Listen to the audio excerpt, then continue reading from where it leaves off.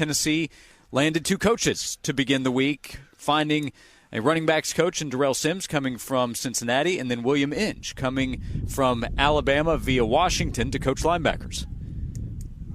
Yeah, Tennessee able to get these hires done a lot faster than the previous kind of openings they'd had the last few years. And so, I feel like they had a really nice pool of candidates for the running back opening, interviewed, multiple guys that could have easily gotten the job. And from talking to multiple people, Darrell Sims really, knocked the interview out of the park. And in talking to Coach Sims myself, you can see why he relates to players, why kids gravitate towards him. He wears his faith on his sleeve, an energy guy, and a lot like Jerry Mack in a lot of ways, just when you hear him talk. So, I see the kind of desire to go in that direction. And with William Inge, I think this was a Tim Banks hire. Tim Banks wanted somebody that, he could kind of marry the defense together as the man in the middle between the defensive line and the secondary. And he had that in Ryan Chambéry, and I'm sure he feels like he has that now in William Inge. Did Inge and Banks, they worked together before? Where's the connection in the past between those 2 coaches? No, they've not worked together before. They've been, Inge was at Indiana literally right up into the moment that Banks got there and he left. Now, I don't know if there was a carryover of a month or so. And, they went head-to-head in the Big Ten when Inge was at Indiana and Banks was at Penn State. But, no, I can't find any direct tie between the two. But obviously, Coach Inge is well thought of out there, has run his own defensive shop at Fresno State and some other places, and has coached multiple positions. So a lot of versatility with him. Tim Banks obviously is a head coaching candidate, had an opportunity to interview for the MTSU job. Sooner or later, he's going to be a head coach. You feel like Inge was maybe selected to be that next guy, to maybe step in to be the next defense coordinator if Tim Banks leaves, because we have seen a track record of hires being made from within.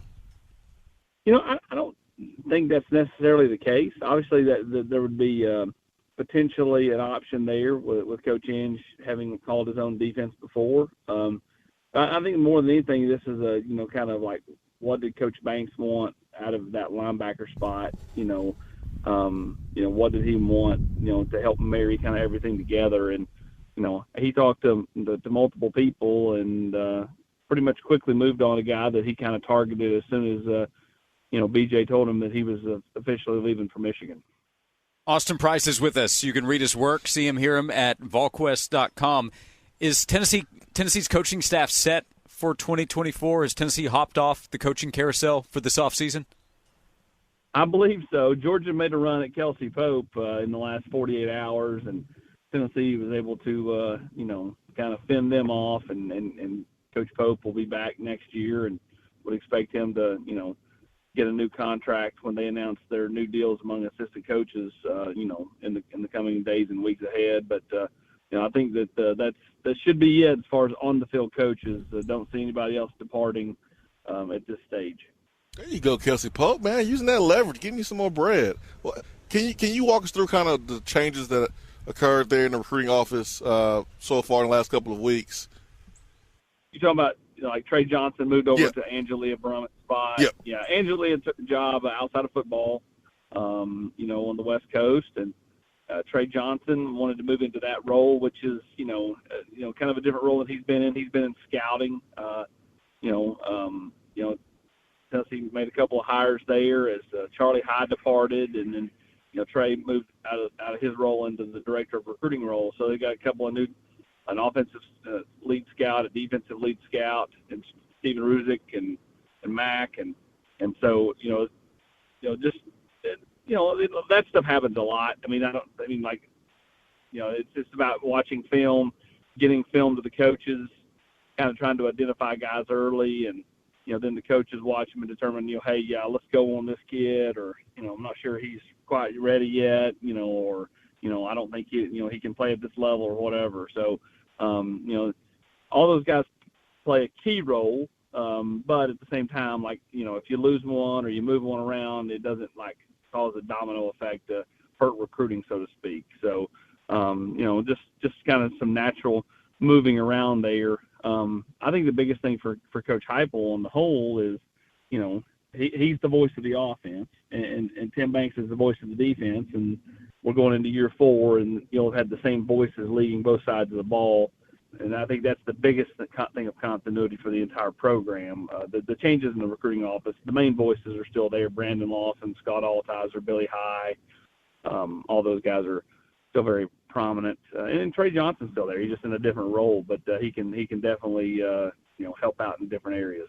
Why is that so important, do you think, the primary voices remaining the same and the continuity that you find from a big picture standpoint within the football program now over a 4-year period? Because I think what your identity is on offense because it's Josh Heupel's deal.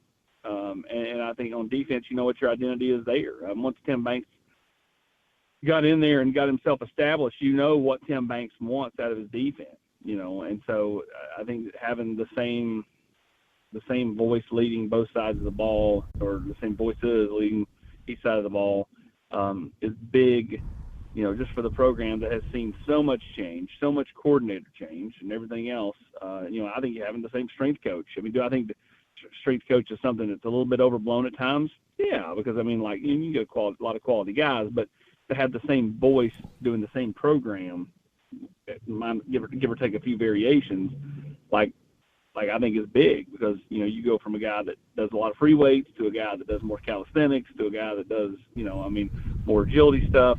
All that, it's a different voice. You're constantly changing.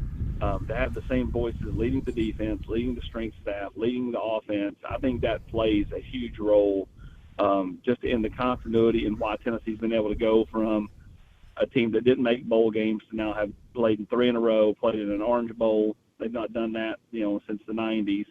Had not played in the Citrus Bowl since 2001.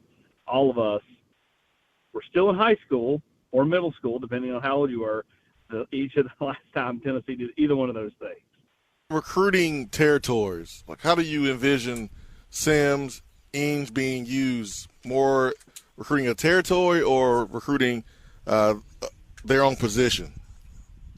Well, yeah, that's a great question. They've done a lot of position recruiting under Coach Heupel instead of territories. They do have a territory, like BJ had in Nashville. BJ did a lot in Atlanta, did a lot down near Orlando because that's where he's from. I would expect Darrell Sims to have a lot of the Carolinas. That's where Jerry Mack was. I'll be interested to see who they put in Memphis going forward, because Jerry was tied in from Memphis, being from there. But I think he'll have, Sims will have part of Georgia too. The one that's the interesting dynamic is Inge.